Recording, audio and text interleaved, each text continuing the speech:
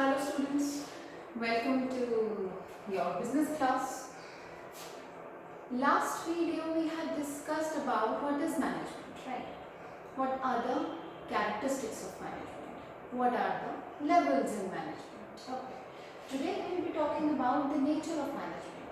Nature of management मतलब उसका व्यवहार कैसा है, उसका थोड़ा सा मूड कैसा है, मैनेजमेंट कैसे रिएक्ट करती है. So students, some of the authors said that management is science. Few said it's an art, and some of them ended up saying that it is a profession. So when we talk about management as a science, so what is the first thing that bells into your mind? Science क्या है? Science logics की बात करती है, science facts की बात करती है, साइंस एक्सपेरिमेंट्स की बात करती है. तो अब हम अगर मैनेजमेंट एज साइंस को डिराइव करेंगे, so it is a systematic body of knowledge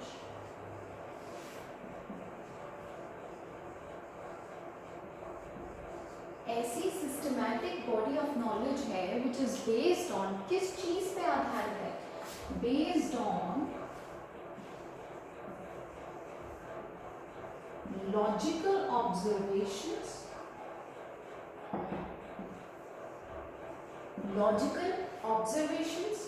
facts and events. इसका मतलब ये है बच्चों कि जब हम मैनेजमेंट एज साइंस की बात करेंगे तो सबसे पहली बात है सिस्टम्स की बात आएगी कि एक सिस्टम से चलने वाली body of knowledge. You will be given defined steps and you have to work accordingly. अगर हम कोई केमिस्ट्री का रिएक्शंस करने जाते हैं तो बहुत ही डिफाइंड स्टेप्स होते हैं, तो वो साइंस ही तो है. तो सिमिलरली अगर हम बात करते हैं कि मैनेजमेंट को हमने साइंस कह दिया, तो साइंस अगर मैनेजमेंट बन जाएगी तो क्या कहेंगे उसको? Systematic body of knowledge which is based on, किस पे आधारित है? It is based on logical observations, facts and events. मतलब कहीं ना कहीं बात में लॉजिक होना जरूरी है. बेतुकी बात नहीं करनी है, लॉजिकल बात करनी है. लॉजिकल ऑब्जर्वेशन है, ऑब्जर्व किया जाता है, फैक्ट्स निकाले जाते हैं और फिर इवेंट्स को फाइनलाइज किया जाता है. ठीक है, तो मैनेजमेंट एज अ साइंस आप लोगों को एज एन डेफिनेशन समझ में आ गई है. Now if I talk about the features, मैं ये दो हटा देती हूँ बिकॉज जब मैं इनके बारे में पढ़ाऊंगी तो definitely I am going to begin. If I talk about the features, अगर मैं मैनेजमेंट के फीचर्स की बात करती हूँ तो नंबर वन, इट इज अ, अभी हमने पढ़ लिया, it is a systematic body of knowledge. ये बात आपके समझ में आ गई है. मतलब कि साइंस एक ऐसी चीज है जो सिस्टम से चलती है. सिमिलरली मैनेजमेंट एक ऐसी चीज है जो कि बिना सिस्टम के कामयाब नहीं है. वो भी सिस्टम से ही चलती है और साइंस भी सिस्टम से ही चलती है.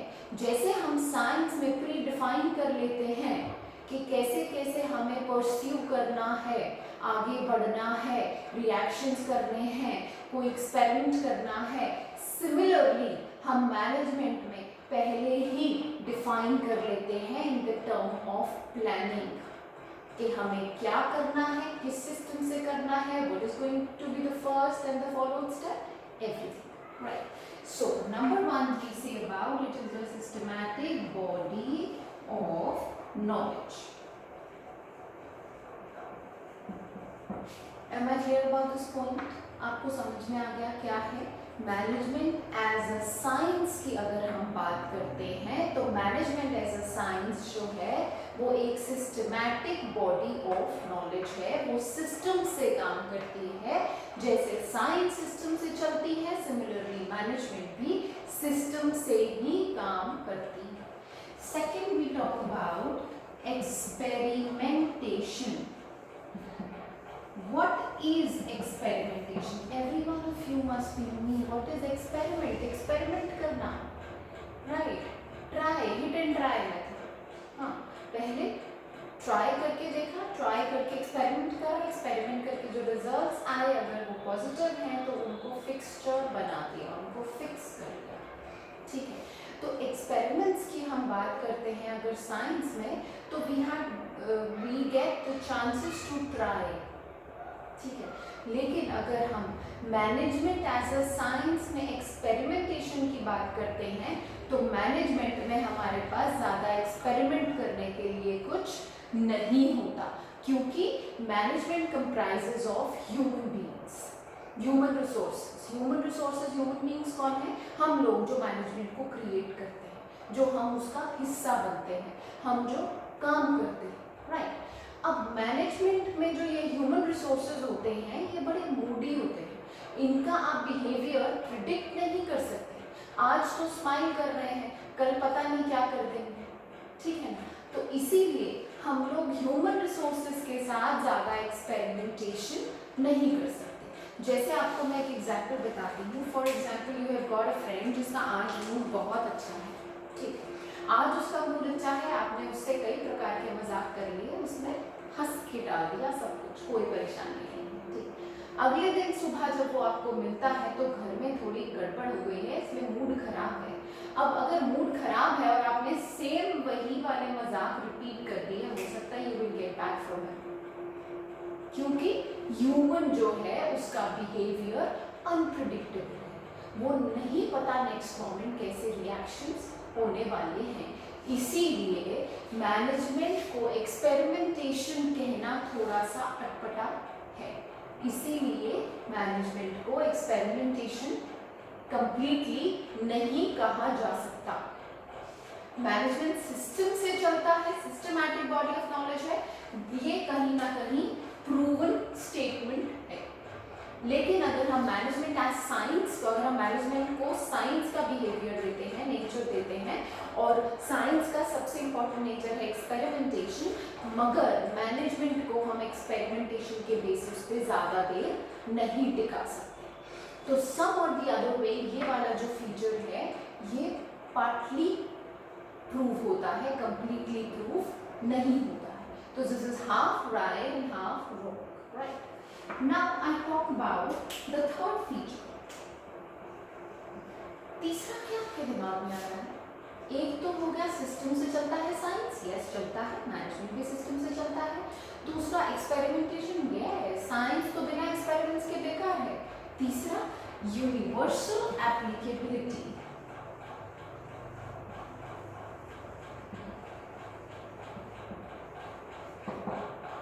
मीन्स साइंस का एक्सपेरिमेंट, साइंस का एप्लीकेशन यूनिवर्सली सेम होता है, ठीक है। अगर formation of a particular gas है तो वो आप कहीं, आप यूएस में बैठे हैं तब भी वो फॉर्मेशन ऐसी होनी है, आप अपने ड्राइंग रूम में बैठे हैं तब भी वो फॉर्मेशन ऐसी होनी है। That is the universal applicability.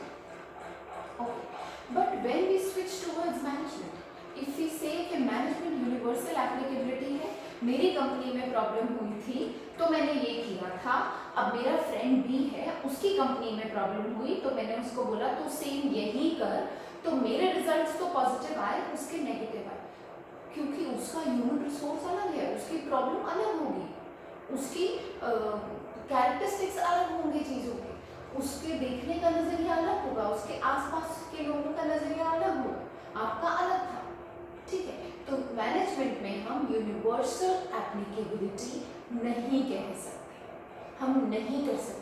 ज़रूरी नहीं है कि आज जो प्रॉब्लम आई है अगली बार अगर ये प्रॉब्लम आएगी तो मैं वो सेम प्लान उठा के लगा दूंगा। No, things must have been changed till that time. बहुत सी चीज़ें चेंज हो गई होंगी, बहुत से रिसोर्सेज चेंज हो गए होंगे, समय बदल गया, प्रोग्रेस हो सकती है, हो गई हो, आप डिमोट हो गए हो सकती है, बहुत सारी चीज़ें हो सकती हैं। तो हम मैनेजमेंट एज ए साइंस को यूनिवर्सल एप्लीकेबिलिटी नहीं दे सकते। तो बच्चों आप ये सोच रहे होंगे कि 3 तो फीचर्स देखे हैं मैम ने, उसमें से एक कह दिया हाँ ठीक है, दूसरे को पार्टली कह दिया, तीसरे को मना कर दिया, तो this is the fact. Management as a science को इन एग्जैक्ट साइंस कहा गया था। Inexact science means completely management science नहीं है। कह भी सकते हैं और नहीं भी कह सकते।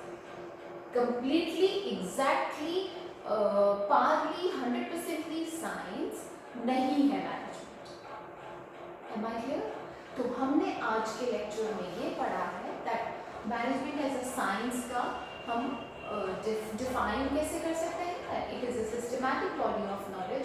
आप एक चीज को दिमाग में बिठा लीजिए, जब भी मैनेजमेंट एज अ साइंस आप पढ़ें, कोई भी question raises of management as a science, तो बिना सोचे समझे सिस्टमैटिक बॉडी ऑफ नॉलेज तो आपको लिखना ही लिखना है, क्योंकि ये हेंस प्रूवन है कि साइंस भी सिस्टमैटिक बॉडी ऑफ नॉलेज है और मैनेजमेंट भी सिस्टमैटिक बॉडी ऑफ नॉलेज है।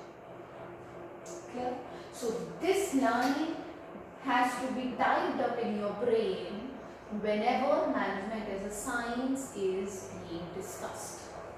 Now, it is a systematic body of knowledge based on, किस पे आधारित है? लॉजिक होना चाहिए। हर क्यों का जवाब होना चाहिए। ये क्यों हुआ, ये कैसे हुआ, इसके पीछे क्या कारण था, ये सब लॉजिक्स होते हैं। Logical observation, facts and events. Right? फिर हमने पढ़े इसके फीचर्स, जिसमें फिर से हमने पढ़ लिया सिस्टमैटिक बॉडी ऑफ नॉलेज। देखो, एक ही जगह याद किया, दो जगह अप्लाई कर लिया। सेकेंडली एक्सपेरिमेंटेशन, जिसको हम पार्टली ट्रू कहते हैं, ये कंप्लीटली ट्रू नहीं है कि हम मैनेजमेंट एज अ साइंस को एक्सपेरिमेंटेशन कह सकें। And third is universal applicability. Management as a science, management की यूनिवर्सल एप्लीकेबिलिटी नहीं हो सकती। हर सिचुएशन में अलग रिएक्शंस होंगे, हर सिचुएशन को हर बार हैंडल करने का तरीका अलग ही होगा। राइट? आज के लिए हम सिर्फ साइंस तक ही पढ़ेंगे। कल की वीडियो में हम आर्ट और प्रोफेशन दोनों एक साथ ही कवर कर लेंगे। Am I clear? आपको कोई प्रॉब्लम है तो प्लीज कमेंट बॉक्स में लिख लीजिए।